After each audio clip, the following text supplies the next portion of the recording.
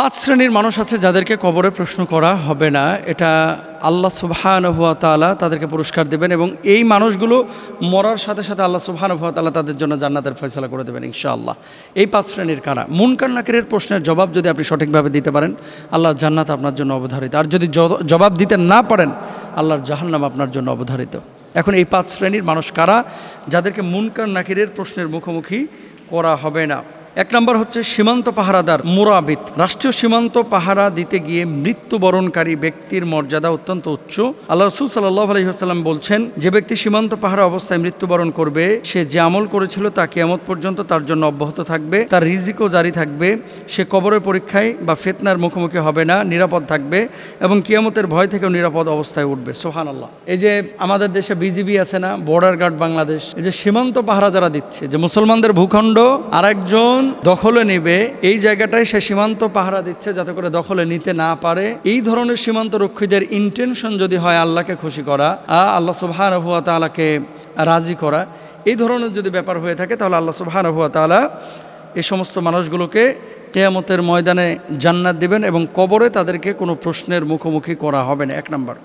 দুই নম্বর হচ্ছে ওমান মাতা ফি সাবিলিল্লাহ। যে ব্যক্তি আল্লাহর রাস্তায় শহীদ হয়, আল্লাহ সুবহানাহু ওয়া তাআলা ওই মানুষটাকে কবরের প্রশ্নের মুখোমুখি করবেন না। আল্লাহ রাসূল সাল্লাল্লাহু আলাইহি ওয়াসাল্লাম বলেছেন, শহীদের মাথার ওপর তরবারির ঝলকই তার জন্য কবরের ফিতনা থেকে মুক্তির জন্য যথেষ্ট। অর্থাৎ শহীদ ব্যক্তি যখন তরবারি নিয়ে লড়াই করছে, যুদ্ধ করছে, এই তরবারির ঝলকটাই ওই শহীদ ব্যক্তিকে আল্লাহ সুবহানাহু ওয়া তাআলার জান্নাতে দাখিল করবে। কিয়ামতের ময়দানেও সে সম্মানিত হবে, কবরের জিন্দেগিতেও আল্লাহ সুবহানাহু ওয়া তাআলা তাকে সম্মানিত করবেন ইনশাআল্লাহ। এটা রাসূল আকরাম সাল্লাল্লাহু আলাইহি ওয়াসাল্লাম বলেছেন। এরপরে আল্লাহ রাসূল সাল্লাল্লাহু আলাইহি ওয়াসাল্লাম বলছেন, তিন নম্বর ব্যক্তি যারা প্রশ্ন করা হবে না কবরে এবং আল্লাহ তাআলা জান্নাত দিবেন, ওমান মাতা ফিল মাবতুনি ফাহুয়া শাহীদুন। যে ব্যক্তি পেটের রোগে আক্রান্ত হয়ে মারা যায়, ওই ব্যক্তিকেও শাহাদাতের হুকমান মর্যাদা দেওয়া হয়। রাসূল আকরাম সাল্লাল্লাহু আলাইহি ওয়াসাল্লাম বলেছেন, যে ব্যক্তি পেটের রোগে মৃত্যুবরণ করবে তাকে কবরে আযাব দেওয়া হবে না। কে বলেছেন? নবী সাল্লাল্লাহু আলাইহি ওয়াসাল্লাম। যে ব্যক্তি পেটের রোগে আক্রান্ত হয়ে মারা যাবে তাকে কবরে আযাব দেওয়া হবে না। এছাড়াও আল্লাহ রাসূল সাল্লাল্লাহু আলাইহি ওয়াসাল্লাম বলেছেন, আল্লাহর পথে শহীদ হওয়া ছাড়াও আরও 7 ধরনের শহীদ রয়েছে।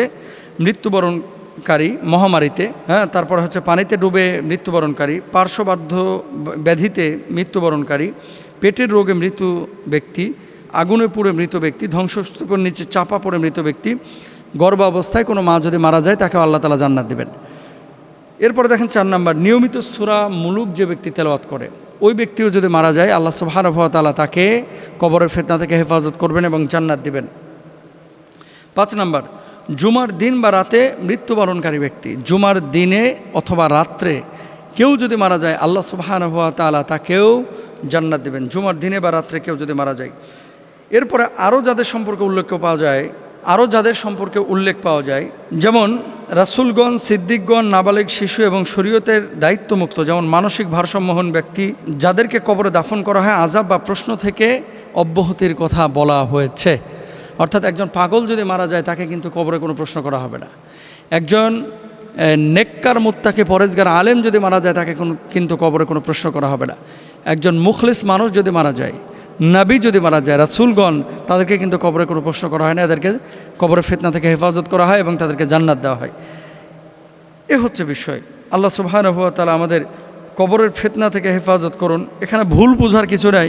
মূল কথা হচ্ছে নবীজি যা বলেছেন আমরা সেটা বললাম, কিন্তু এর বাইরে যদি কাউকে প্রশ্ন করা হয়, এটা আল্লাহ ছাড়া কেউ জানেন না যে আল্লাহ তাআলা কাদেরকে পরীক্ষা করবেন আর কাদেরকে আল্লাহ তাআলা ছাড় দেবেন। আল্লাহ রহম করুন, বুঝদান করুন। অনেক মানুষ দেখবেন যে সফল হতে চায়, আমরা প্রত্যেকেই সফল হতে চাই। যে সফল হওয়ার জন্য কেউ ডাক্তার হতে চায়, কেউ ইঞ্জিনিয়ার হতে চায়, কেউ কন্টেন্ট ক্রিয়েটার হতে চায়, কেউ বড় বিজনেসম্যান হতে চায়, কেউ বাড়িওয়ালা হতে চায়, কেউ গাড়িওয়ালা হতে চায়। এক একজন মানুষ এক একভাবে স্বপ্নকে আমরা ব্যাখ্যা করি, এক একজন এক একভাবে স্বপ্নকে ছুঁতে চায়, স্পর্শ করতে চাই। কিন্তু সফল হতে হলে কোরআনুল কারীমের 3টি সূত্র আপনাকে অবশ্যই মাথায় রাখতে হবে যদি আপনি সফল হতে চান। 1 নম্বর, কি সেই 3টি বিষয়? 1 নম্বর হচ্ছে দোয়া। উদউনি আস্তাজিব লাকুম। আল্লাহর কাছে লাগাতার আপনি দোয়া করবেন, আল্লাহর কাছে লাগাতার আপনি ফরিয়াদ করবেন, আল্লাহ আপনি আমাকে আমার গন্তব্যে পৌঁছায় দেন আল্লাহ। আল্লাহ আপনি ছাড়া কোনো মাহবুদ নাই, আল্লাহ আপনি ছাড়া কোনো খালেক নাই, আল্লাহ আপনি ছাড়া কোনো সৃষ্টিকর্তা নাই, আমি ছাড়া আপনার লক্ষ কোটি বান্দা আছে, আপনি ছাড়া তো আমার কোনো মাহবুদ নাই, যাওয়ার কোনো উপায়ও নাই, এভাবে আল্লাহর কাছে বলেন। সুতরাং আপনি আল্লাহর কাছে বলেন যে আল্লাহ আমার জীবনের জন্য যেটা কল্যাণকর সেটা আপনি বাস্তবায়ন করেন, আল্লাহ আমার জীবনের জন্য যেটা ক্ষতিকর সেখান থেকে আমাকে হেফাজত করেন। এভাবে আল্লাহর কাছে বলেন, বারবার বলেন, বারবার বলেন, বারবার বলেন, আল্লাহ সুবহানাহু ওয়া তাআলা কবুল করবেন ইনশাআল্লাহ। তাহলে এক নম্বর হচ্ছে কি করা? দোয়া করা, এবং আপনাকে সফল হতে আল্লাহ আপনাকে বিশেষ জিম্মাদারি নেবেন ইনশাআল্লাহ। রাসূল আকরাম সাল্লাল্লাহু আলাইহি ওয়াসাল্লাম বলেছেন দোয়াই হলো আদ-দুআউ হুয়াল ইবাদাহ। এটা নবীজি নিজেও বলছেন, দোয়াই হলো ইবাদত। সুতরাং দুনিয়া এবং আখিরাতের ছোট বড় সমস্ত প্রয়োজন এবং চাওয়াগুলো হবে প্রথমত একমাত্র আল্লাহ সুবহানাহু ওয়া তাআলার কাছে। 2 নম্বর তাওয়াক্কুল এবং আল্লাহর উপরে পূর্ণ ভরসা। আল্লাহ রাব্বুল আলামিন বলছেন ওমাইয়া তাওয়াক্কাল আলাল্লাহি ফাহুয়া হাসবুহ। নবীর উপর আয়াত নাজিল করে আল্লাহ বলছেন, এটা নবীর কথা না, আল্লাহর কথা, যে আল্লাহর ওপরে যে ব্যক্তি নির্ভরশীল হবে আল্লাহ তার জন্য যথেষ্ট হয়ে যাবে। এখন আপনি সফল হইতে চাইলেন, আল্লাহ আপনাকে সফল যদি না করে আপনি জীবনে নিজের চেষ্টায় হতে পারবেন না। কারণ পরীক্ষায় কি লিখছেন, চাকরি বাকরিতে আপনার কি প্রশ্ন হবে এটা আল্লাহ ছাড়া কেউ জানে না। আপনার মস্তিষ্কে বা মেধায় আল্লাহ তাআলা যদি সে বিষয়টা সিগন্যাল না দেয় আপনি জবাব দিতে পারবেন না, সফল কিভাবে হবেন? সাগরের নীলতিমি প্রতিদিন 7 টন 8 টন গোশত খাচ্ছে, আল্লাহ তাআলা তার রিজিকের দায়িত্ব নিয়েছেন। লক্ষ লক্ষ পাখিরা গাছে ঘুরে ঘুরে, আকাশে ঘুরে ঘুরে খাবার খাচ্ছে, আল্লাহ তাদের রিজিকের দায়িত্ব নিয়েছেন। আল্লাহকে আপনার রিজিকের দায়িত্ব নিতে পারেন না? অবশ্যই নিতে পারেন। শুধু ডাকার মতো ডাকতে হবে, চাওয়ার মতো আল্লাহর কাছে চাইতে হবে, তাহলে আল্লাহ সুবহানাহু ওয়া তাআলা আপনার দোয়া কবুল করবেন। আল্লাহ সুবহানাহু ওয়া তাআলা আপনার চাহিদাগুলোকে পূরণ করবেন এবং আপনার গন্তব্যে পৌঁছাতে আল্লাহ রহম করবেন ইনশাআল্লাহ। হাদিসের নির্দেশনা অনুযায়ী 4 প্রাণীকে মারা বা হত্যা করা সম্পূর্ণরূপে নিষিদ্ধ। এই 4 প্রাণীকে কখনো আপনারা মারবেন না, নবীজি সাল্লাল্লাহু আলাইহি ওয়াসাল্লাম নিজে নিষেধ করেছেন।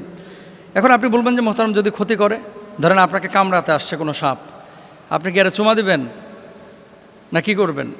যদি সম্ভব হয় ধরে ওই সাপের জায়গা তো বনে ছেড়ে দিয়ে আসবেন, জঙ্গলে ছেড়ে দিয়ে আসবেন। আর যদি সম্ভব না হয়, নবীজি সাল্লাল্লাহু আলাইহি ওয়াসাল্লাম ক্ষতিকারক প্রাণীকে যদি আপনাকে তেড়ে আসে বা আপনার জীবনের জন্য হুমকি হয় তাহলে সেই জায়গাগুলোতে আঘাত করতে বলেছেন এবং আপনাকে নিজের আত্মরক্ষার জন্য সিদ্ধান্ত নিতে বলেছেন। এমন কিছু আছে যেগুলো প্রকৃতির জন্য খুবই গুরুত্বপূর্ণ, তাদের হত্যা করা রাসূল আকরাম সাল্লাল্লাহু আলাইহি ওয়াসাল্লাম নিষেধ করেছেন। ইবনে আব্বাস রাদিয়াল্লাহু তাআলা আনহু থেকে বর্ণিত, তিনি বলেন নবীজি সাল্লাল্লাহু আলাইহি ওয়াসাল্লাম 4 প্রকার প্রাণী হত্যা করতে বারণ করেছেন। 1 নম্বর হচ্ছে পিঁপড়া, মানে জীবিত পিঁপড়া যদি আপনাকে কামড়ায় তাহলে আপনি থাবড়া থবড়া তো মারবেন, সেটা ভিন্ন কথা, কিন্তু আপনার ইন্টেনশন এরকম যে এখানে পিঁপড়ার বাসা আছে, এটাকে আগুন দিয়ে জ্বালায় দেব, এই ধরনের মানে চিন্তা চেতনা নিয়ে গোটা পিঁপড়ার বাসা বা পিঁপড়ার বংশ ধ্বংস করে দেওয়া, এটা আল্লাহ রাসূল সাল্লাল্লাহু আলাইহি ওয়াসাল্লামের নিষেধাজ্ঞা আছে। আবু দাউদ শরীফের হাদিস। 2 নম্বর হচ্ছে মধুমক্ষিকা, অর্থাৎ ওই যে মৌমাছি, এটাকে পুড়িয়ে ফেলা অথবা ধ্বংস করে ফেলা, মেরে ফেলা। মধু আপনি খেতে পারেন, কিন্তু এগুলোকে মেরে ফেলা কিন্তু আপনার জন্য জায়েজ নাই। একবারে মানে পুরো ছারখার করে ফেলছেন, এটা কিন্তু আপনার জন্য জায়েজ নাই।